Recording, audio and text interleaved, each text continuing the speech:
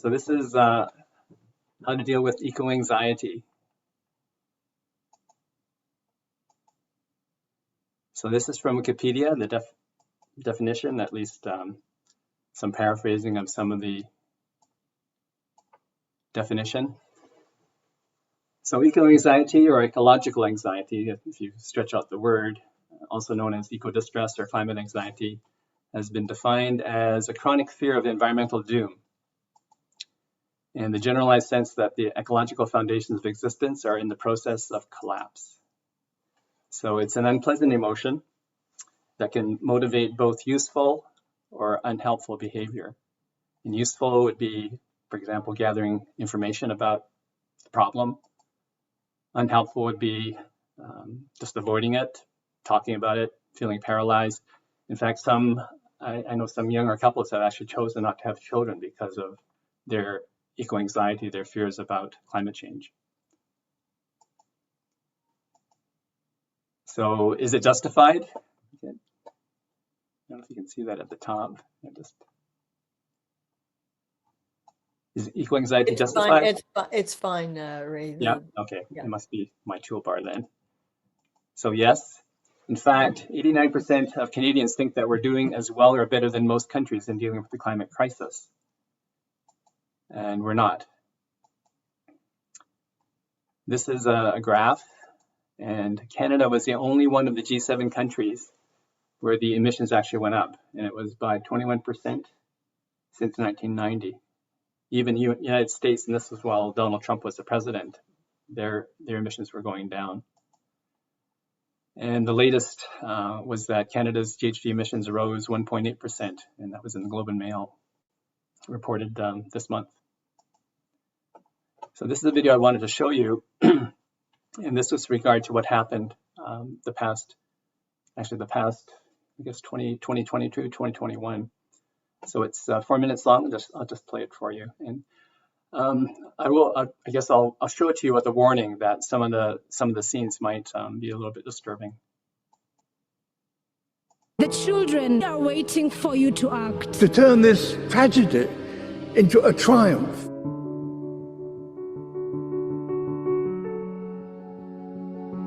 There is no planet blah, blah, blah, blah, blah, blah, blah.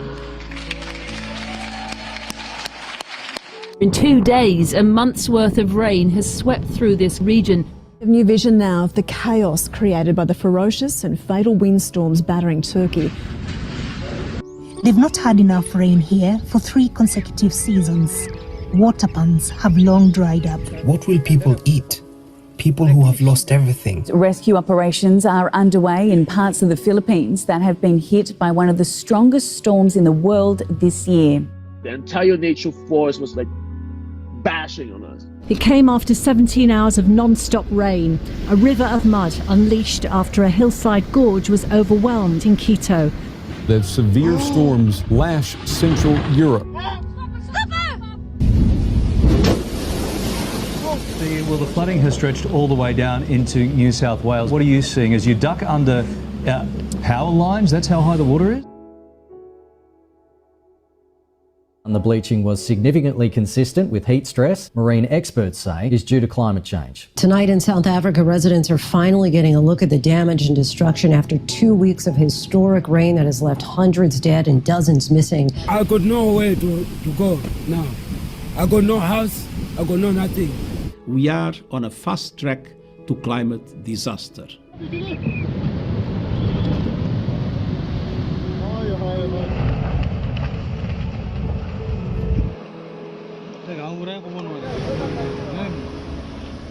আজি সেইখিনি মানুহ আজি আকৌ পুনৰ ছিগি ছিন্ন বিচ্ছিন্ন কৰি পেলালে।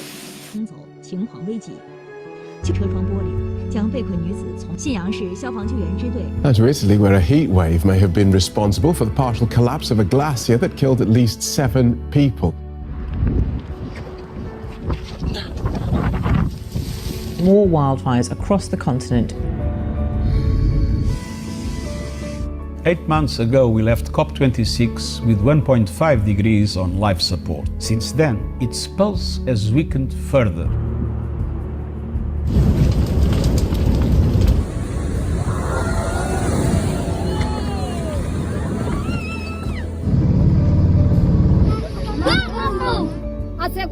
आज ताणी पुछण नहीं आया असरे कई धोर मर गए न असा सिर गिन निकते से नंढड़े बचड़े गिना.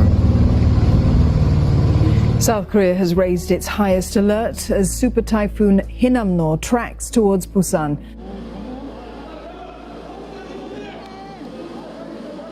Hurricane Ian has made landfall in western Cuba, bringing wind speeds of up to 185 kilometers an hour. Businesses remain without power in Florida and the Carolinas as those states reel from the impact of Hurricane Ian.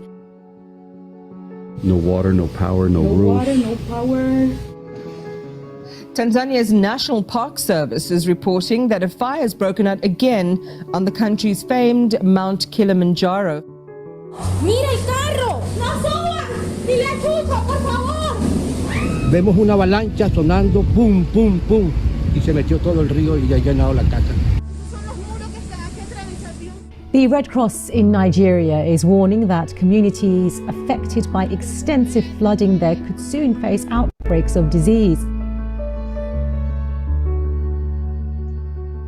While climate chaos gallops ahead, climate action has stalled.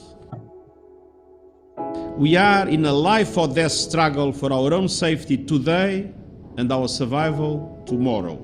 The world cannot wait.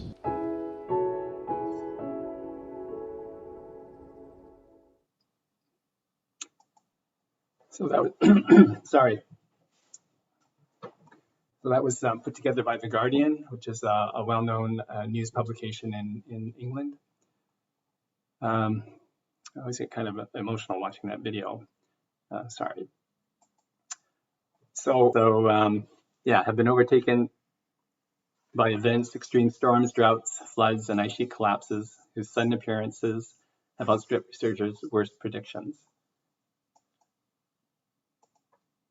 And this is actually going to ask people whether they've actually heard about the latest report from United Nations, IPCC. It's the Intergovernmental Panel on Climate Change. They released their final report on March 20th. I think it got one article in the Toronto Star and one article in the Globe and Mail. And this was the announcement made by Antonio Guterres, the Secretary General of the United Nations. So I'll just play it. I'm going to have to move this bar again. Sorry about that.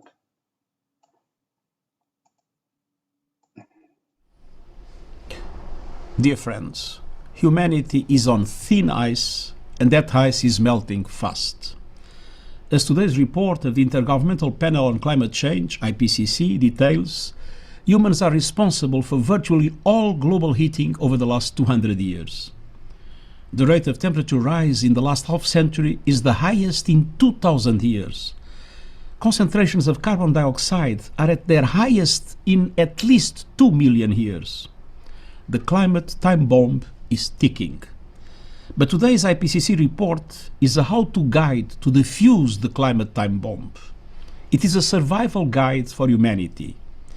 As it shows, the 1.5 degree limit is achievable, but it will take a quantum leap in climate action.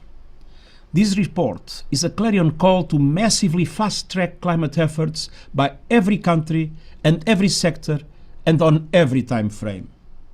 In short, our world needs climate action on all fronts, everything, everywhere, all at once.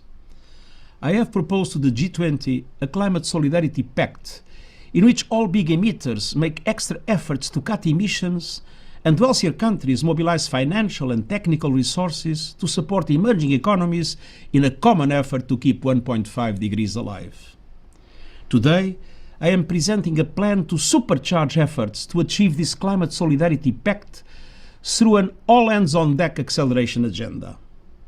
It starts with parties immediately hitting the fast-forward button on their net zero deadlines to get to global net zero by 2050, in line with the principle of common but differentiated responsibilities and respective capabilities in light of different national circumstances. Specifically, leaders of developed countries must commit to reaching net zero as close as possible to 2040, the limit they should all aim to respect. This can be done. Some have already set a target as early as 2035. Leaders in emerging economies must commit to reaching net zero as close as possible to 2050, and again, the limit they should all aim to respect. A number have already made the 2050 commitment. And this is the moment for all G20 members to come together in a joint effort, pooling their resources and scientific capacities, as well as their proven and affordable technologies through the public and private sectors, to make carbon neutrality a reality by 2050. Every country must be part of the solution. Demanding others move first only ensures humanity comes last. The acceleration agenda calls for a number of other actions. Specifically, no new coal and the phasing out of coal by 2030 in OECD countries and 2040 in all other countries. Ending all international public and private funding of coal. Ensuring net zero electricity generation by 2035 for all developed countries and 2040 for the rest of the world. Ceasing all licensing or funding of new oil and gas consistent with the findings of the International Energy Agency. Stopping any expansion of existing oil and gas reserves. Shifting subsidies from fossil fuels to a just energy transition. Establishing a global phase down of existing oil and gas production compatible with the 2050 global net zero target. I urge all governments to prepare energy transition plans consistent with these actions and ready for investors. I'm also calling on CEOs of all oil and gas companies to be part of the solution. They should present credible, comprehensive and detailed transition plans in line with the recommendations of my high-level expert group on net zero pledges. And these plans must clearly detail actual emission cuts for 2025 and 2030 and efforts to change business models to phase out fossil fuels and scale up renewable energy. This acceleration has already started in some sectors, but investors now need crystal clear signals. And all governments need the assurance that business leaders will help them deliver on extra efforts, but government must also create an enabling policy and regulatory environment. Shipping, aviation, steel, cement, aluminum, agriculture, every sector must be aligned with net zero by 2050 with clear plans, including interim targets to get there. At the same time, we need to seize the opportunity to invest in credible innovations that can contribute to reaching our global targets. We must also speed up efforts to deliver climate justice to those on the front lines of many crises, none of them they caused. We can do this by safeguarding the most vulnerable communities and scaling up finance and capacities for adaptation and loss and damage. Promoting reforms to ensure multilateral development banks provide more grants and concessional loans and fully mobilize private finance. Delivering on the financial commitments made in Copenhagen, Paris and Glasgow. Replenishing the Green Climate Fund this year and developing a roadmap to double adaptation finance before 2025. Protecting everyone with early warning systems against natural disasters in 4 years. Implementing the new loss and damage fund this year. The longer we wait on any of these crucial issues, the harder it will become. In less than 9 months, leaders will gather at COP28 for the first global stocktake of the Paris Agreement. They will also launch the process to prepare the next cycle of national climate plans or national determined contributions due in 2025. These new climate plans must reflect the acceleration we need now over this decade and the next. By the end of COP28, I count on all G20 leaders to have committed to ambitious new economy-wide nationally determined contributions encompassing all greenhouse gases and indicating their absolute emission cut targets for 2035 and 2040. The transition must cover the entire economy. Partial pledges won't cut it. I look forward to welcoming first movers on the acceleration agenda at the Climate Ambition Summit in September in New York. Once again, I thank the Intergovernmental Panel on Climate Change for showing the fact-based, science-grounded way out of the climate mess. We have never been better equipped to solve the climate challenge, but we must move into warp speed climate action now. We don't have a moment to lose. Thank you. So what was significant about the synthesis report is that it's the final report from IPCC. They've gone through a series of about, I think, 6 different reports, just documenting what's been happening, what's been behind the climate crisis, what needs to be done. And the synthesis report provides all the solutions that are needed to be implemented by governments around the world. So we may not hear very much more from the IPCC. They feel all the scientists that have been involved, there's been like hundreds, thousands of scientists that have been involved in these reports, because it's really a combination of all the different reporting taking place around the world. They feel they've said everything that they can. They provided all the solutions that they can to resolve the crisis. And now it's up to us and to our governments to actually implement them. Keep going. Okay, so this is just a bit further information. There's an Australian-based Breakthrough Institute. It's an NGO that provides a regular reporting on the climate crisis. And this is drawn from their report that was issued in March of this year, that the emissions will continue to increase.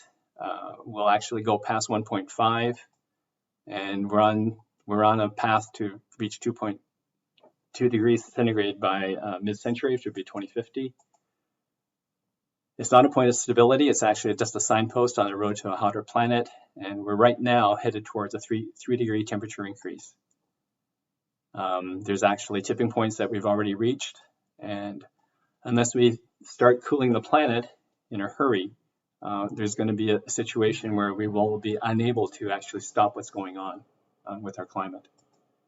So this is I guess this is the main point of this presentation, is what can you do about eco-anxiety? So with our practice of mindfulness, we know when we're experiencing an emotion and when we're experiencing anxiety. So we can remain calm and mindful because we have our practice when faced with a stressful situation. And we can transform that negative emotion into positive action. And so these next few slides will show you what you can do. So sorry, this toolbar is getting in the way again. Okay, so get informed. There are online media outlets dedicated to just reporting on the climate situation. There are many online mainstream news media outlets that report more openly and honestly about our climate crisis.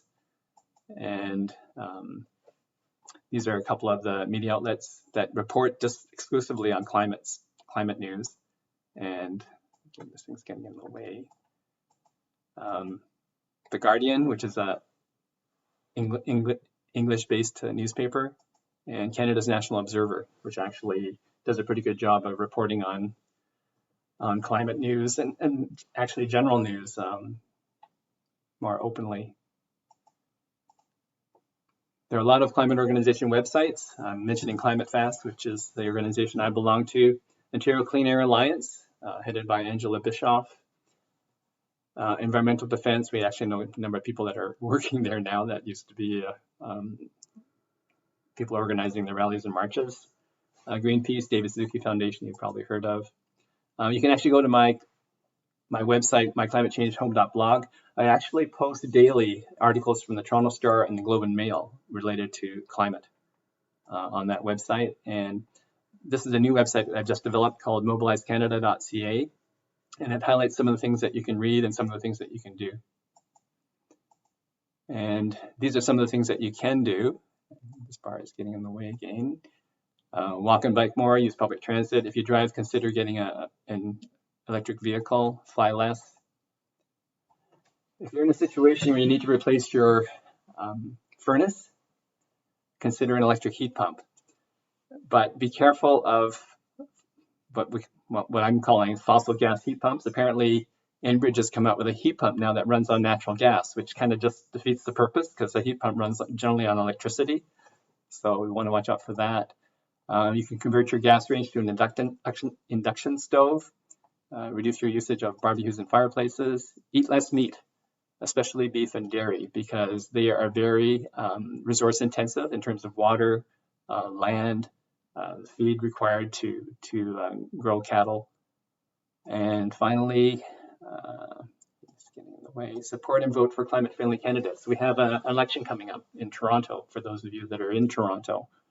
So we're looking to support progressive mayoral candidates. I'll talk more about that in a minute. And continuing, this is all about things that you can do Tell your elected federal, provincial, and municipal representatives to take urgent and drastic climate action that you're a concerned citizen. You can support a local or national climate organization through membership or through donations. Talk about climate crisis with family and friends. Unless we talk about it, we're likely not going to do anything about it. So just having a conversation is very helpful. You can write letters to the editor. I've written several and I've had several published. Toronto Star, Globe and Mail, they all take letters to the editor. Or you can do a deputation. Actually, Climate Fast has been conducting training, working with other organizations to teach people how to do deputations to the Toronto City Council. And finally, get involved and take action. So this is this toolbar out of the way again. So watch out for greenwashing. And the example I want to give you is the Pathways Alliance ads. You may have seen them. They were running during FIFA World Cup, Australian Open. I think they're running, actually I haven't seen them with the Stanley Cup playoffs yet. But so what the fossil fuel companies are asking the federal government and the public to do is to help fund carbon capture, which is a very expensive solution, and it's not really a proven scalable solution either. And the other one is, Enbridge's fossil gas heat pumps. So this is just an ad that I came across that talked about gas heat pumps, which to me is just doesn't make any sense. So just be careful and watch out for that. And continuing, our big five Canadian banks are funding fossil fuel companies. There's an annual report called Banking on Climate Chaos, which is put out by actually a number of climate organizations. The Rainforest Alliance Network is the big one that I can think of. But they produced this report, and it talks about the funding that's being performed by financial institutions around the world. And this past April, this was reported both in the Toronto Star and by CBC, Royal Bank was the #1 financer of fossil fuel development in the world, in the entire world. And I have this next slide. So this is from the actual Banking on Climate Chaos report. And these are the years. So this year is, or this, I guess this past year, they're reporting on previous years. So if you look at RBC, this is their 2022 funding or financing. So this is the largest amount, and it beat out JP Morgan Chase. So just to give you an idea of what the report would look like. So let me keep going. So anything you can do to help can help our situation. Whatever you can do as an individual, whatever you can do in your community. And there's documents that you can read and use. This one's a very good document, How to Be a Hero for All Our Children, and it's also available in English, French, and Spanish. So there's a number of calls to action you can find in my website, mobilizecanada.ca. And there's other websites you can go to for our kids.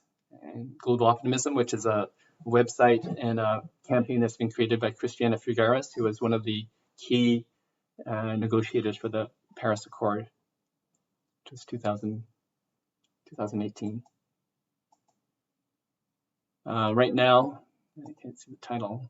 So environmental groups in Canada are focusing on a number of items. In the federal government, they're working on ensuring a clean electricity standard. That is, all of our electricity is produced from non-fossil fuel generation. There's also, they're trying to create some regulations on the emissions cap that is really going to restrict the amount of emissions from tar sands and fossil fuel companies in Alberta. There's concern about the Pathways Alliance ads that you saw briefly, and that there be no more new oil and gas exploration and development in our development of infrastructure. Pension funds, there's an organization called Shift Action, which is looking to make people more aware of how their pension funds are being invested in oil and gas. So they're promoting divestment from oil and gas financing. And there are very powerful lobby groups. Let me just get this bar out of the way again. There are very powerful lobby groups that are influencing federal and provincial levels of government. There's fossil fuel companies and banks, which of course have made a lot of money, especially during the Ukraine war. land developers, nuclear lobby, big agriculture. So they are lobbying federal and provincial governments to make certain policy changes to legislation and regulations that really help them as opposed to helping the public.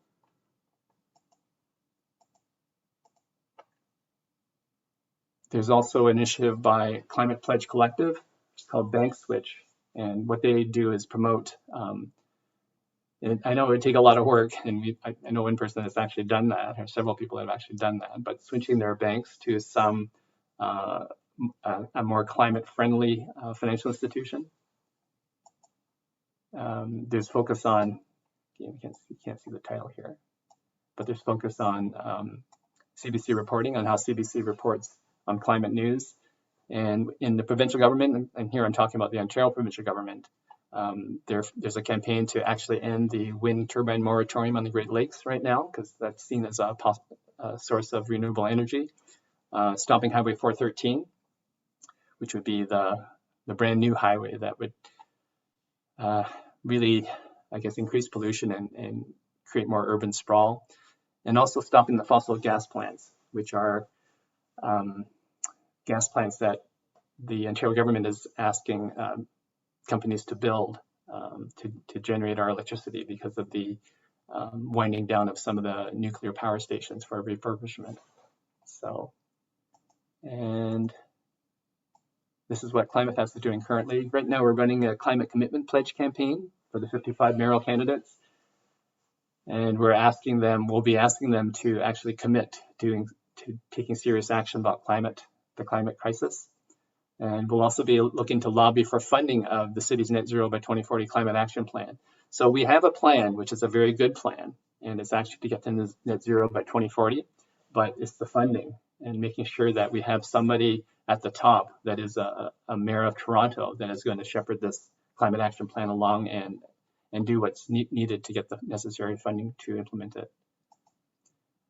Right now, we're participating in the CBC Climate Emergency Campaign, which is actually to get CBC more vocal and more on side with more, I guess, in-depth and wider reporting on the climate crisis. And we're partnering with CAPE, which is the Canadian Association of Physicians for the Environment, and OCEC, which is the Ontario Climate Emergency Campaign. And it's actually, I think, got about 200 organizations that are part of that alliance right now. And we have a Beyond Gas initiative. And we've run a number of webcasts and training for how to do deputations to municipal councils, including the Toronto City Council. So that's what we're working on right now. And I think that's it. Oh, yeah, we also have this one. Get this out of the way. Right.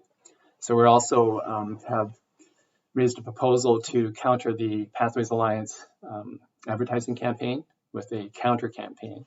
So that's something that we're also working on. And I think, yeah, so my personal take on the situation. So we need to go all in over these next few years. And that goes for us as individuals and all the organizations, including environmental, social justice, and Indigenous ones. We're all interconnected. So unless we start drastically bending the carbon emissions curve, like we've been on this upswing, ever since we started burning fossil fuels. So unless we can start bending that curve sharply, drastically, we're not going to make it.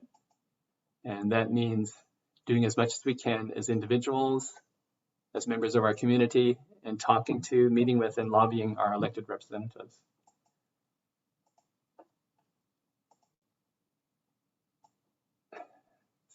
This is a little bit of a problem. Okay. So unless we do that, we're going to blow past 1.5 as has been suggested or predicted. We're going to go through 2.0 and all the way up to 3.5. And right now we're experiencing the impacts of a 1.2 degree temperature increase. So we need to remain calm and mindful and be a stubborn optimist, as Christiana Figueres says. And so I believe that we as mindfulness practitioners are better equipped to deal with our feelings of fear, frustration, disappointment, and eco-anxiety we can transform these negative emotions into positive action that helps to address the climate crisis. And we can realize when we need to take a break and practice self-care until we are ready to get back to work. And that's it.